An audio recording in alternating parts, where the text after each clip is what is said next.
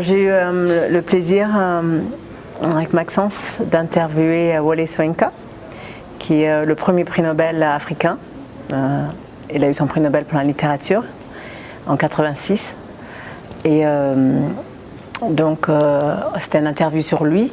Et ce n'est pas juste qu'une interview sur lui, d'ailleurs on a fait une énorme interview sur lui qu'on a réduit très très fort parce qu'on a eu la chance, bonus, d'avoir un article inédit de lui qui s'appelle « Spiritualité pour une divinité laïque ».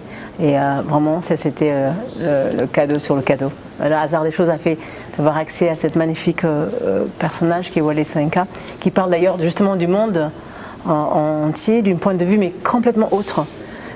Donc du point de vue des orishas de notre culture yoruba que les gens ne connaissent pas, et je me disais que cet changement de point de vue était magnifique et enrichissante pour tous, et pour moi aussi d'ailleurs, j'ai beaucoup appris.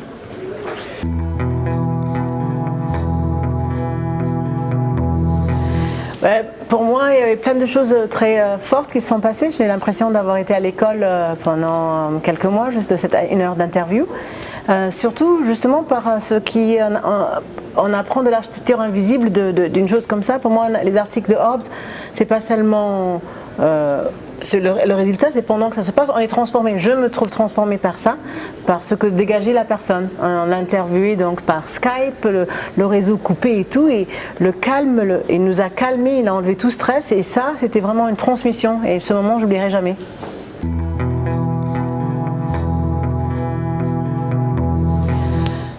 Hobbes a une grande place dans mon cœur, mais surtout, ça a beaucoup de sens dans l'actualité, parce que c'est quand même une revue qui relie beaucoup de monde ensemble. Et cette reliance est à la base de ce qui manque dans ce monde qui est devenu très individuel et tout le monde à part. Et en plus, relie des partages de qualité, de profondeur, avec des images magnifiques, surtout sans publicité, franchement, que veut le monde, quoi. Ouais, j'adore.